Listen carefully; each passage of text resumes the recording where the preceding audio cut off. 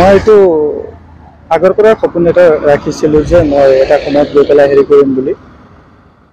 বিগত দিনত যিকেইজন নিজৰ পূৰ্বপুৰুষ বা যিকেইজন হেৰি হৈ গ'ল, এক্সপায়াৰী হৈ গ'ল, তেওঁলোকৰ হেৰি সংগতি ৰাখি পেলাই মই বৃক্ষৰোপণৰ কাৰ্যসূচী লৈছিলোঁ। আৰু নিউ জেনেৰেশ্যন যিটো আছে তেওঁলোককো ক'ব বিচাৰোঁ যে এনেকুৱা এটা পদক্ষেপ লৈ পেলাই যিটো পৰিৱেশ এটা বচোৱাৰ কাৰণে, পৰিৱেশ বিনষ্ট কৰাৰ ক্ষেত্ৰতো চবৰে অৰিহণা আছে, মোৰো আছে, চবৰে আছে, কিন্তু বচোৱাৰ ক্ষেত্ৰত বহুত কম হেৰি দেখা যায়। সেইকাৰণে প্ৰথমে বচাই লওঁ, বচোৱাটো চিন্তা কৰোঁ। নষ্ট কৰাটো, পৰিৱেশ নষ্ট কৰা কাৰো অধিকাৰ নাই। কিমান গছ পুলি লৈছিলে? মই 1100 পুলি, 1100 কুচনতলাৰ পৰা জামুগুৰি অভিমুখে। অকলশৰীয়া পদক্ষেপ।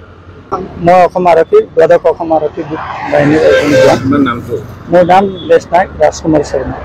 বিধায়ক মহোদয়ক আমন্ত্ৰণ জনাইছিলোঁ সেইটো পদক্ষেপৰ কাৰণে, কিয়নো তেওঁ এইবিলাক বিষয়ত যথেষ্ট উদ্গনি দেখা যায়। সেইকাৰণে তেওঁক মই নিমন্ত্ৰণ জনাইছিলোঁ। নিজৰ নিমন্ত্ৰণ ৰক্ষা কৰি তেওঁ আহিলে, তাৰ কাৰণে তেওঁকো অশেষ ধন্যবাদ জ্ঞাপন কৰিছোঁ।